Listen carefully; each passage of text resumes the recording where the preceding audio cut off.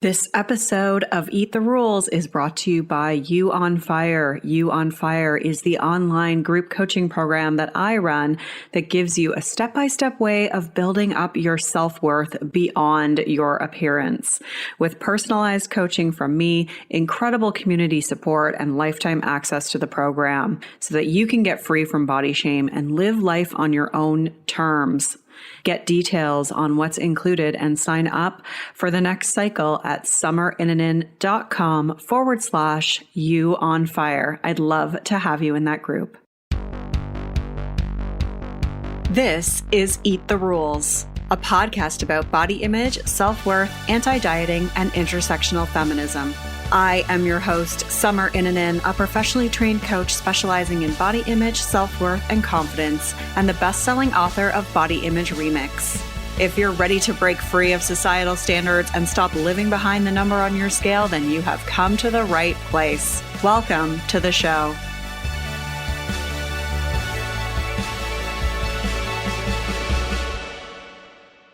Hello, Savala. Welcome to the show. Hey, Summer. I'm really, really happy to be here. Thank you so much for inviting me on. I'm so happy to have you here. Like I was saying to you, I loved your book, Don't Let It Get You Down. It's my favorite kind of book. It's a memoir that's written in essays, which I love because I just find that like really easy to kind of consume and then pick back up. And it just is one of those books that really made me think and feel and like deeply, like things that I was like, oh, wow, just made me really think about stuff. And it's also just really raw and vulnerable too. And Thank you. Yeah. And you're such a good writer. Well, thank you. I certainly hope so, because it's out there for the world to see. So no, you are a very, very good writer. Yeah. No, because I'm not, so I can identify when somebody else is. But I'm just curious to know, what inspired you to write Don't Let It Get You Down? Well, it is, as you said, a memoir and essays, and the essays are about race and gender and the body and to an extent class, right? And I wanted to write in the essay form because that's what comes naturally to me. These sort of bite-sized vignettes feel really intuitive to me as a writer and as a reader. And I wanted to write about race and gender and the body because I straddle some of the cultural divides in those issues in ways that have been really foundational and definitional in my life. And I think, race, gender, body, like those are foundational and definitional in everybody's life.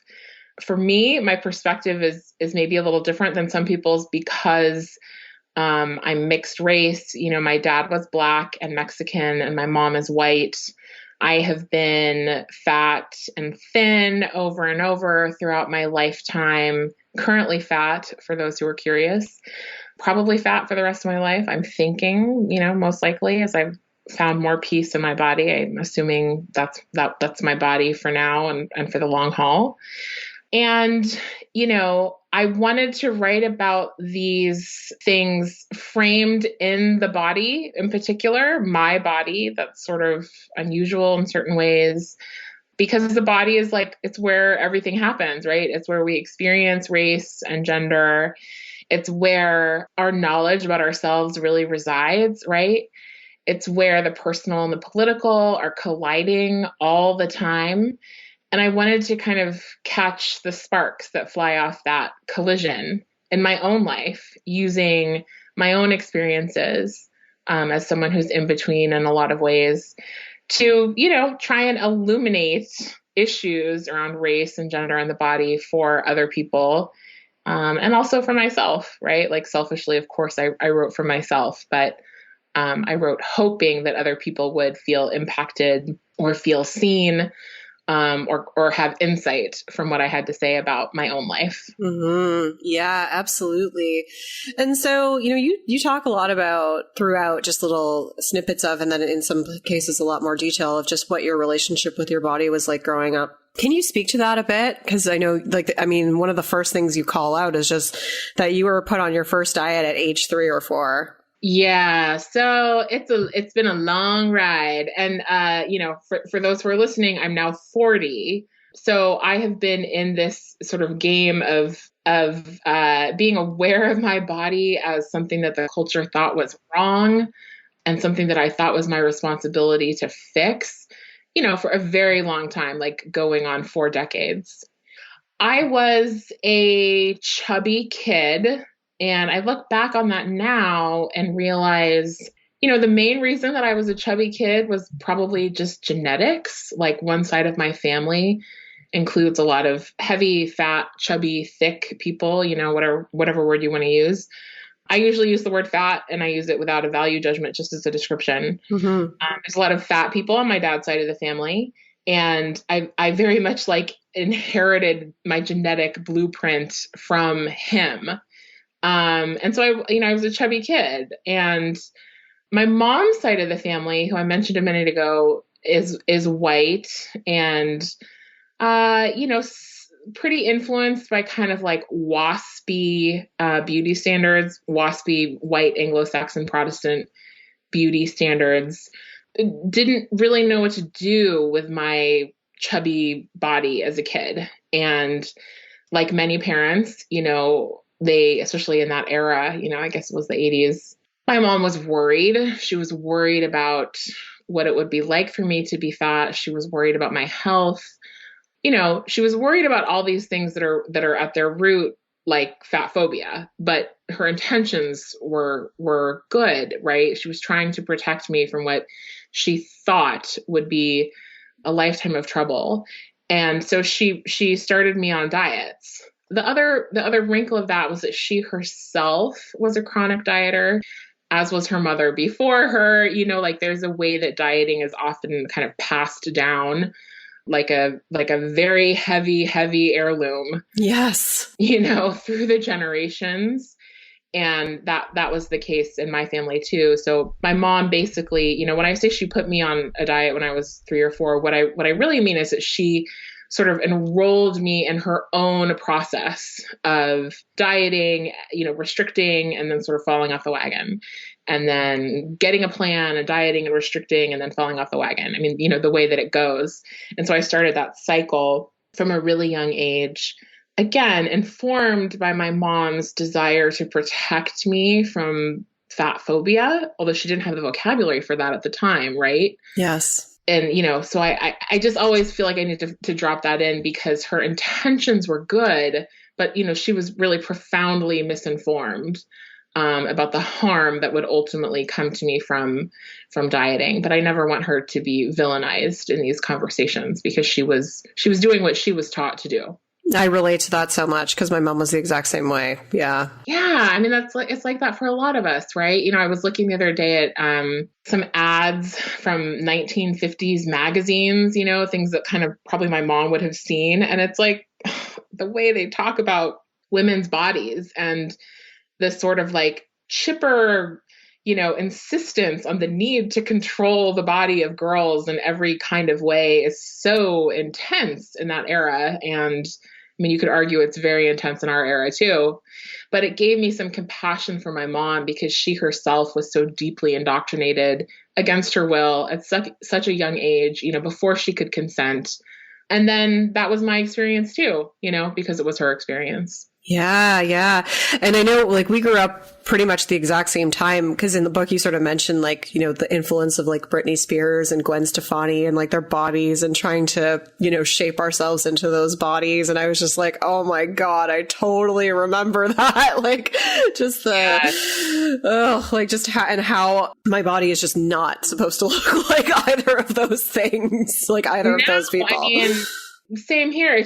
It's just not. I mean, I spent thousands of dollars probably and thousands of hours, I don't know how we measure emotional energy, but thousands of units of emotional energy, striving for that. And it was not meant to be. And it's funny because it was almost like a lust that I felt for their bodies and the sense of just craving it for myself so intensely when I was in my teens and my 20s. And the funny thing is, I began to divest from diet culture and to free myself from it. Oh, I guess it's been about 6 years now. So maybe 6 years ago, but I still, when I see Britney Spears doing her twirling dances on Instagram, or we watch The Voice in my house, which is a singing competition, and Gwen Stefani is occasionally one of the judges. When I see her, I still have a reaction, right? It's like, there's still an ember of that in me. How could there not be? Like, it's in the air we breathe. I was raised with it. It's sort of like being fluent in a language. Like, I'm never going to not fluently speak my first language. Yes. I might learn languages, but I can't forget English, Yes. So I still have a little bit of that pull, but it impacts me so differently, I mention that just because I think it's helpful to hear people say that, recovery is complicated and it's not one and done. It's not clear cut. I still feel the pull sometimes. I just don't respond to it the way I used to. Yeah. I mean, I think I honestly, like, some people have asked me, like, well, how long does it take to never want to lose weight? I'm like, never. Like, I think that, like, exactly like you said, like, it's just hard coded into us. And it's more about how we respond to it, how how, like, kind of emotionally charged it is versus whether that, that pull is still there or not. Cause I just think it's like, of course that's going to be there. Like, it's just, the way our culture is, the way that we've been programmed to see those bodies and the relationship that we have to that. It's like, it's impossible to just completely 100% divest from that. I think.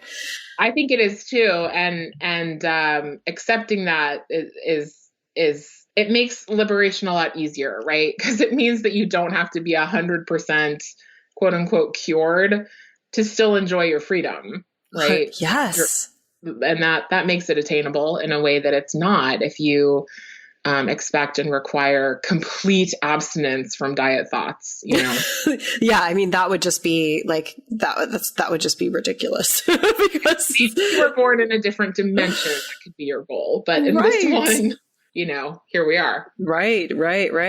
So, one of the things that you really weave throughout this entire book is just you talk about your experiences being mixed race, being Black, Mexican, and white, and not really feeling at home in either group. And I know at one point you even just say, like, you're able to kind of mirror to belong to the racial or class group in which you find yourself. What was that like for you when you were growing up and even now? Well, it's complicated. There are certainly aspects of in-betweenness that are wonderful, right? Such as being able to understand kind of differing perspectives around race. I very often can relate to or have experienced or just can kind of get, like, both the privileged perspective or habits on an issue and the subordinated perspectives and habits on a particular issue.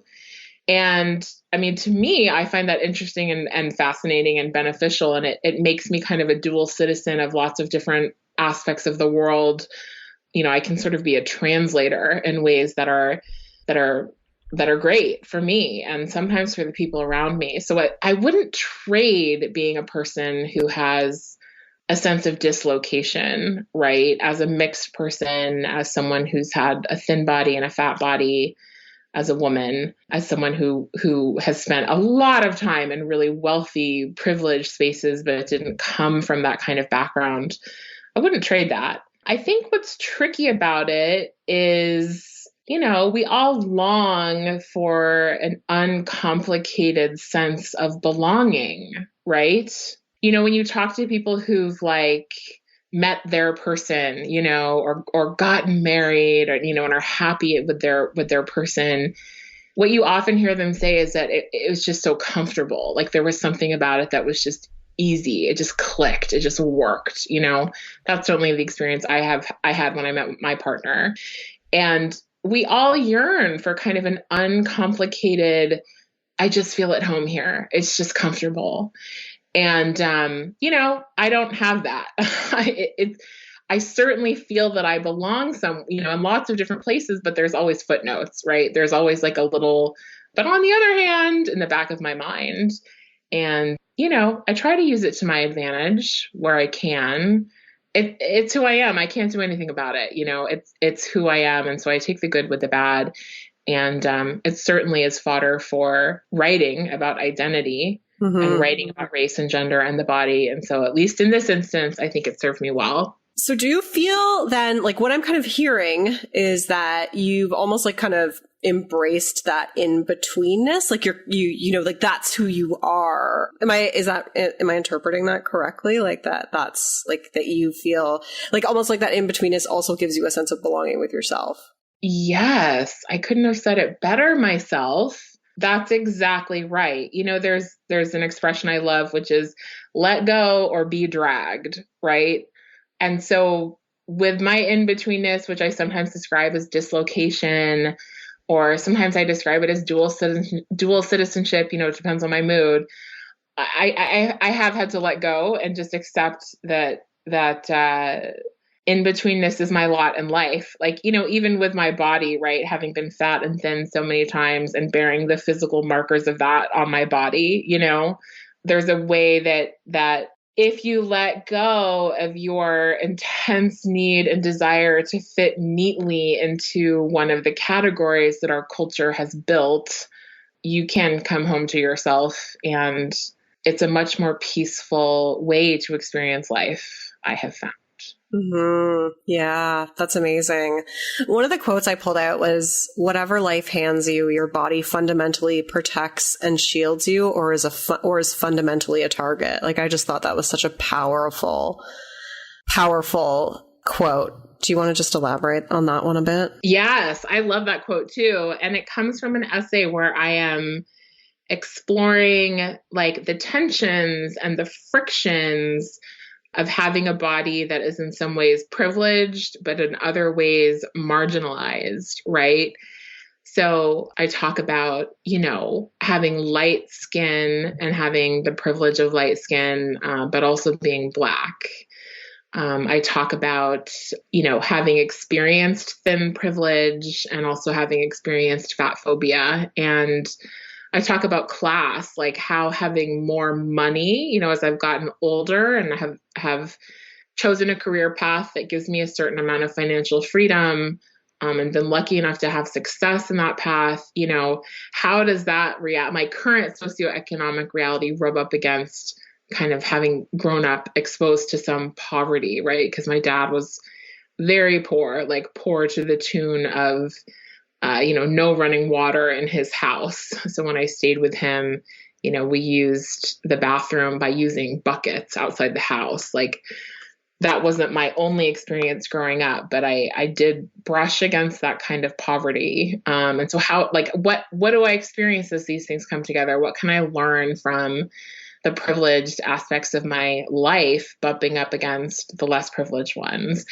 And what I have come to believe, I mean, maybe in my next book, I will take this in a totally different direction, but what I've come to believe is that when you have a body that is fundamentally marginalized by your community, so for me, I'm a woman, I'm fat, I'm Black, that's 3 pretty marginalized identities. Whatever privilege you can eke out for yourself, or whatever kind of advantage you can eke out for yourself, it's not as strong as it would be for someone who isn't in a marginalized body, right? Yeah. It's not quite as dependable. Like, being who I am, even though I'm an attorney and, I have various markers of privilege, and I have other privilege that, like I'm cisgendered, I'm fairly able-bodied, like, even those things offer me limited protection because my body is fundamentally one that is targeted in our society, and your body is inescapable. It's your home, like it or not, for better and worse. So that's what I meant by that sentence. Mm-hmm. And I suppose it's somewhat pessimistic of a view, but it mirrors my experience. Yeah, no, I think it speaks volumes just in one short sentence. So thank you for for talking about it a little bit more.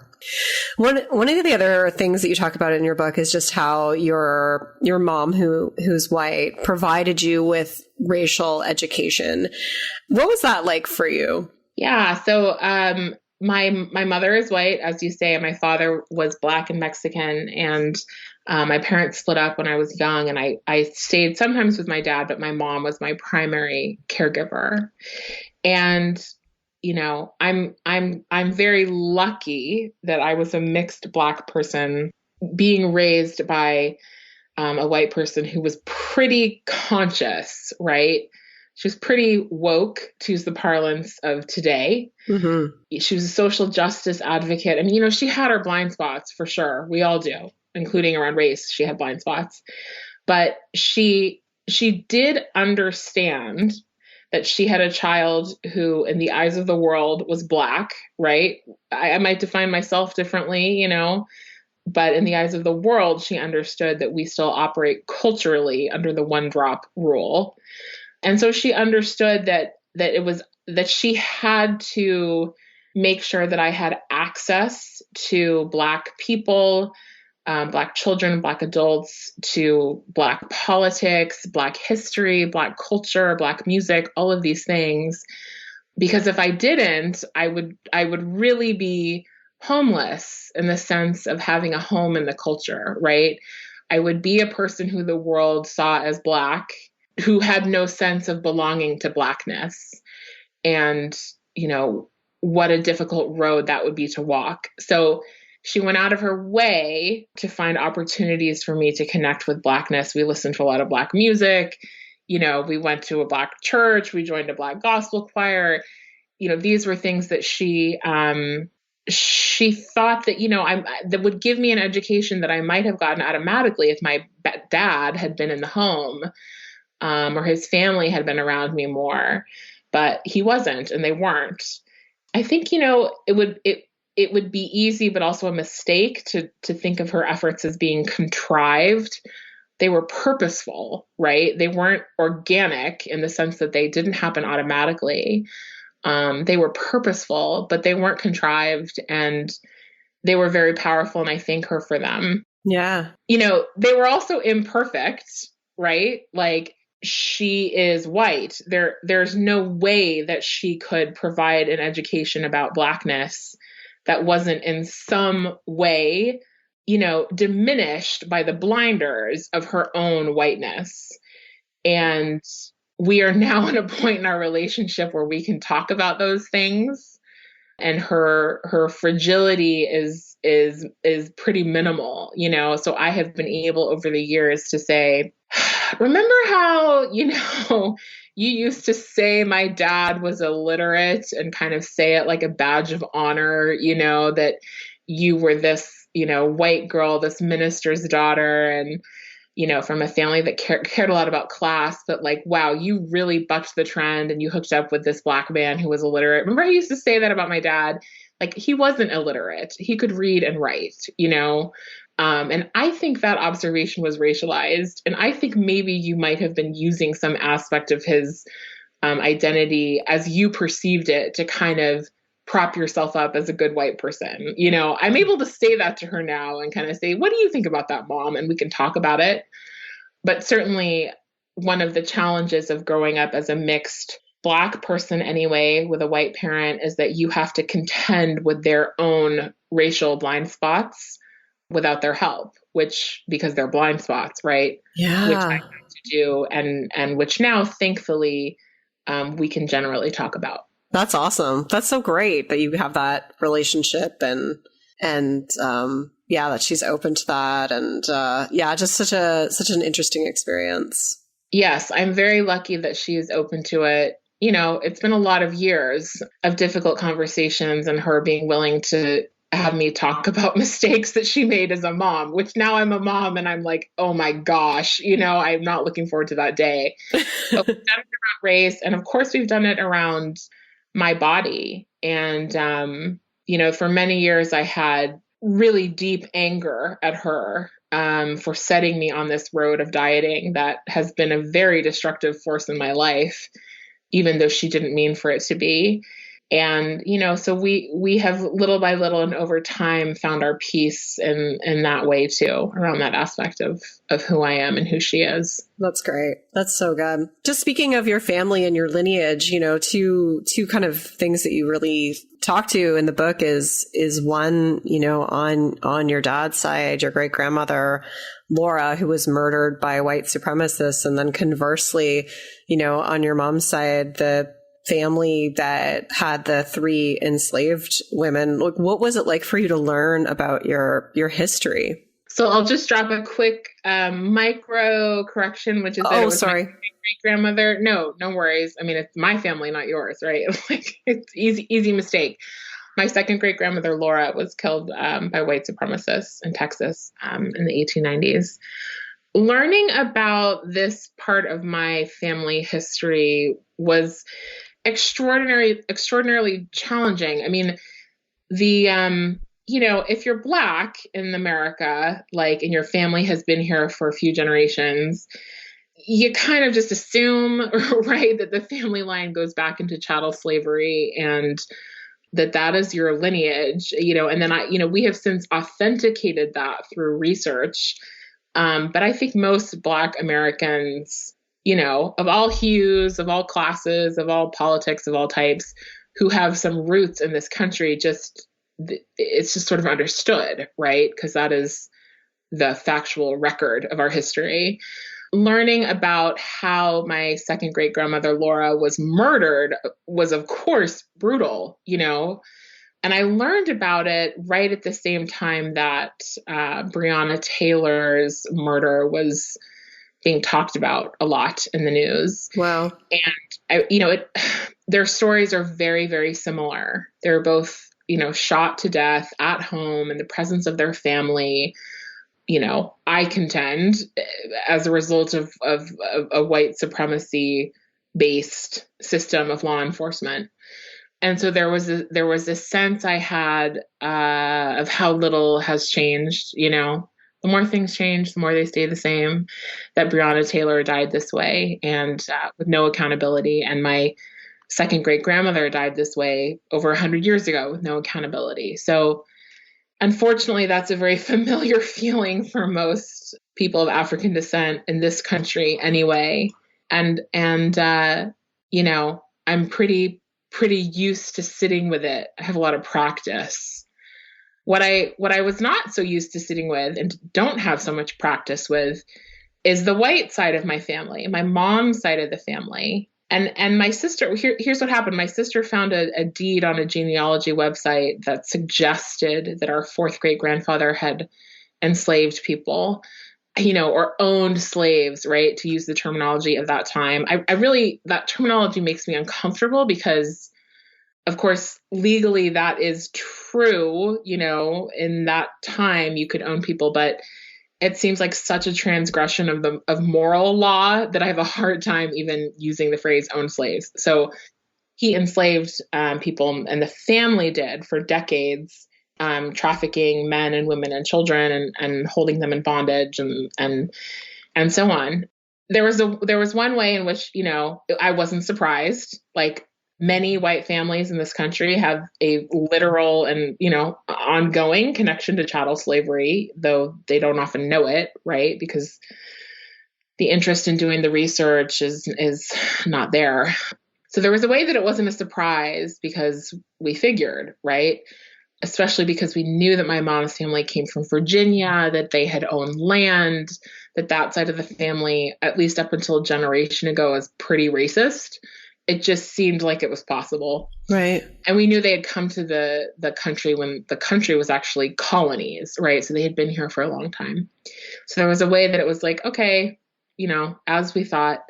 But there was another way that it was extraordinarily burdensome and sickening to metabolize and contend with the reality that my family, people whose blood runs in my veins, were human traffickers and had claimed to own people.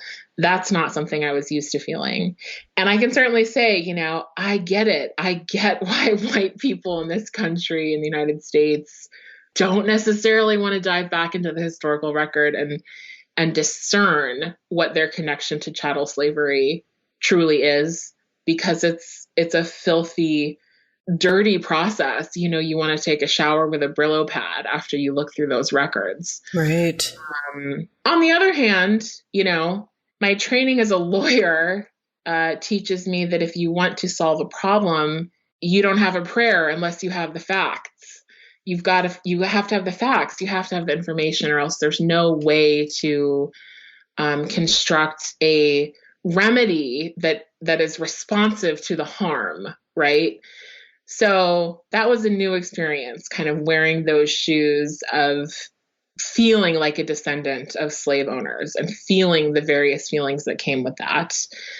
And I'm still thinking about it. We're still doing research and trying to understand more. I'd love to have more of the names of the people that we enslaved.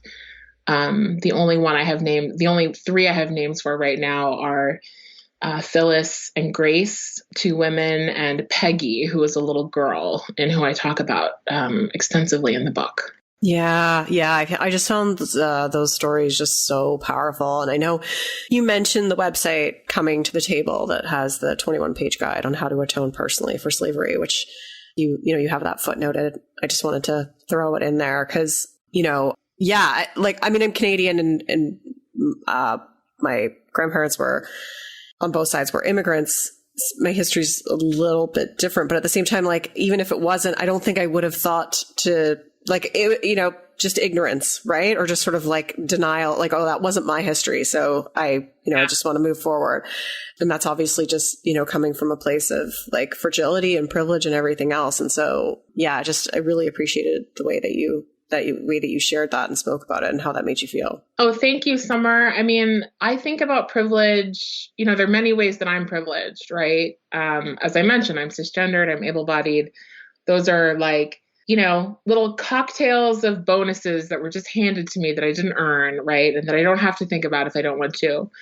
So I totally get it. I mean, that's how privilege works, right? Privilege is like, well, if I don't want to think about it, I don't have to think about it. Mm-hmm. That's the whole nature of it.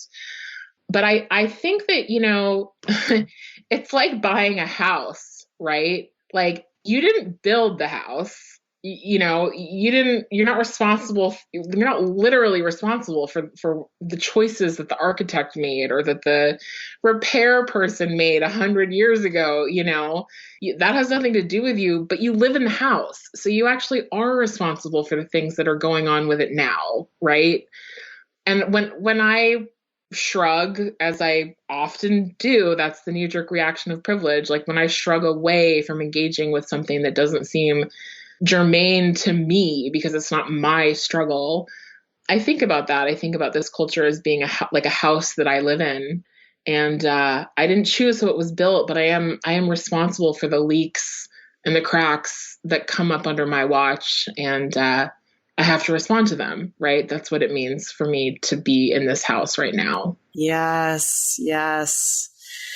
Thank you for saying that. You said that so well there. Well, I am a writer. I know. Like I said, I'm like, you are a good writer, not I. Also a little bit obnoxious. Well, so I can match you there. You're a mom to a daughter, and I'm curious to know, like, how are you teaching her about her identity? How are you teaching her to have a good relationship with her body? What's that been like for you to be a mom in that way? It's been everything, it's been great. It's been hard. It's been revelatory. I feel my own shit come up all the time, Mm-hmm. I am absolutely determined to do everything in my power, whether that's a lot or a little, to give her a foundation in her body that is unself-conscious, that is neutral, with a sprinkle of joy, right? I do want her to feel a sense of joy in her body. That's about her body being her home. That's about her body being safe. And that's about her body being, a tool for her to experience life and express herself, as opposed to an adornment or something that she should decorate or treat like an endless project that needs to be fixed. I want to root her in that as much as I can, because I know the culture is going to come in with all the other crap, and if I can give her a foundation in that, maybe her roots will have sunk deep enough into that healthier soil that by the time, the storms of diet culture come, she won't be as swayed by them as she otherwise would have been. But I'm sure I'm making mistakes all the time. I do sometimes have to really contend with my own stuff around food and what we eat and how much we eat as a family.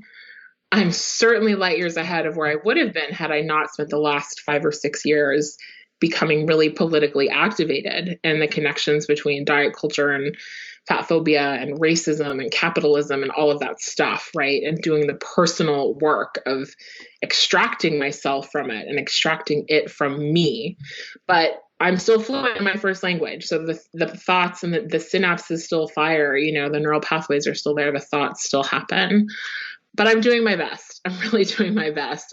She's never heard me talk poorly about my body, which is a huge accomplishment personally because of how I grew up, or anyone else's body. She has heard me speak positively about bodies many, many times. So that's something I feel that I'm doing right. I think I struggle though, because, I'm sure this is true for other moms and children, but I know from experience that it's true when you're raising a daughter or when you're raising a Black or brown person.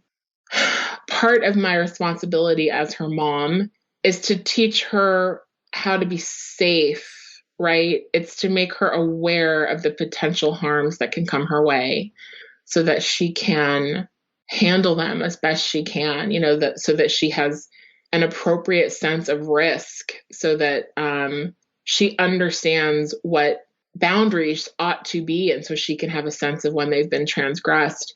The problem, of course, with giving a child that kind of education is that it ruins her innocence, yes. Right? It makes her aware of how her body is mistreated. It starts to give her a sense of insecurity in the sense of not being secure in the culture. And once you have that in your head, it's very hard not to see yourself that way, right?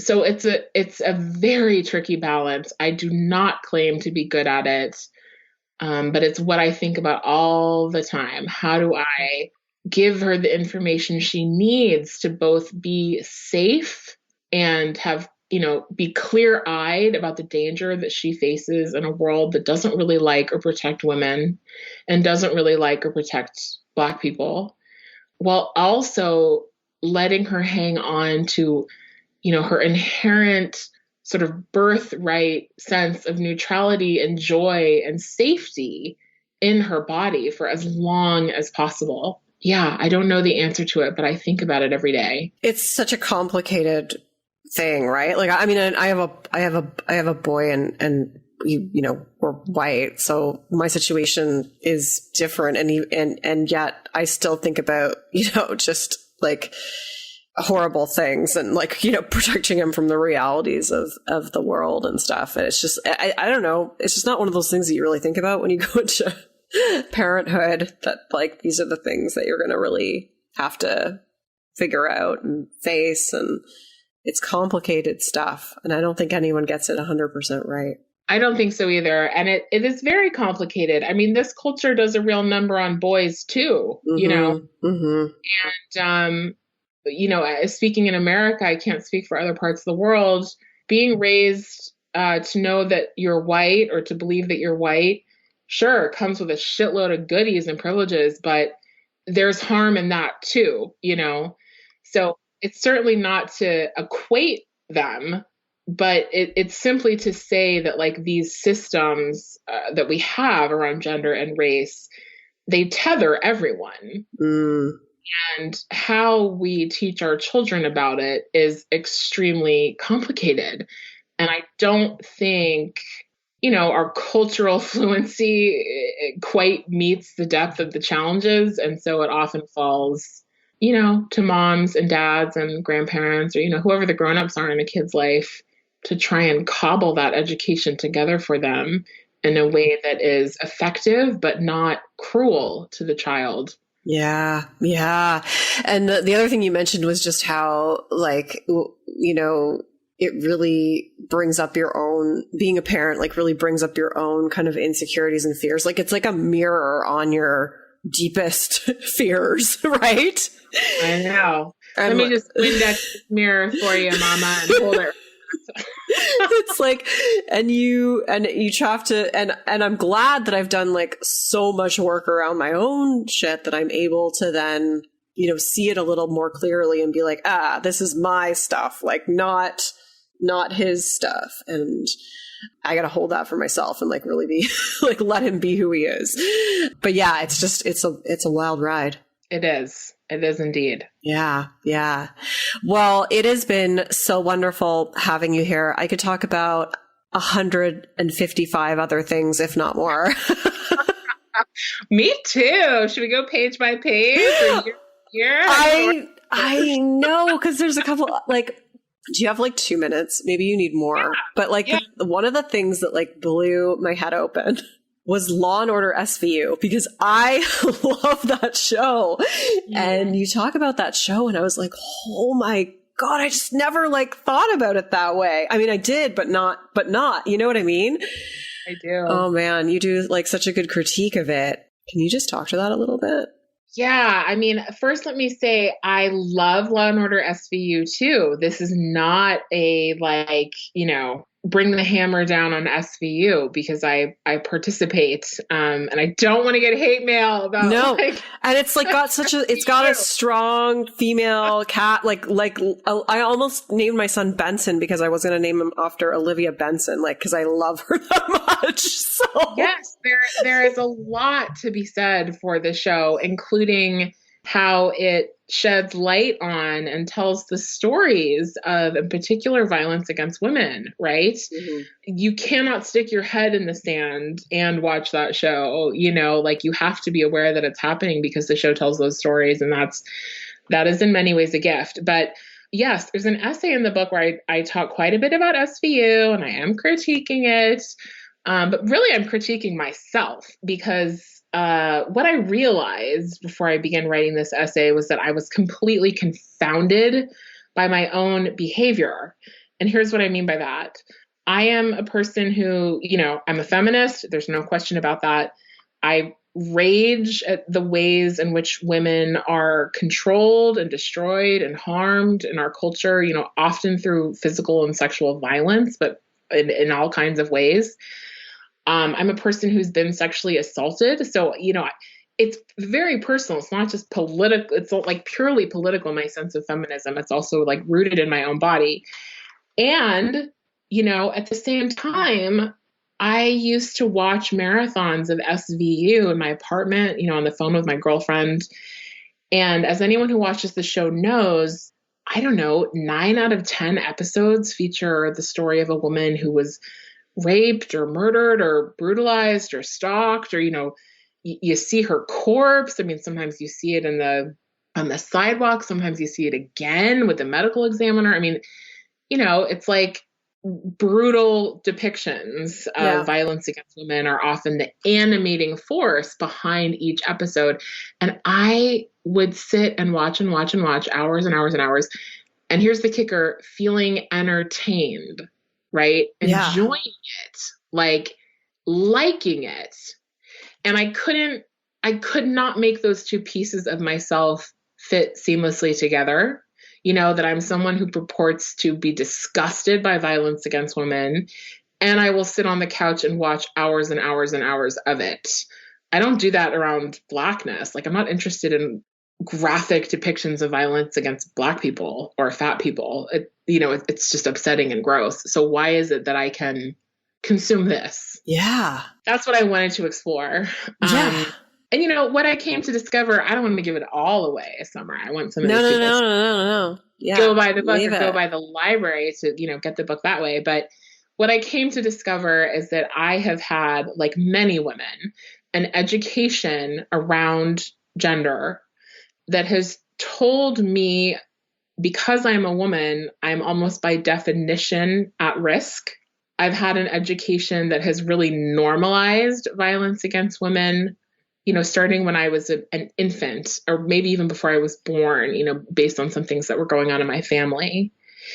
And, in a way, as I said, it's good that these stories are told because there's a lot of truth to them. I question whether it's truly harmless to tell them as entertainment, because when you're watching hours and hours and hours of entertainment that is built around these literal depictions of this kind of harm, it does normalize it even further, right?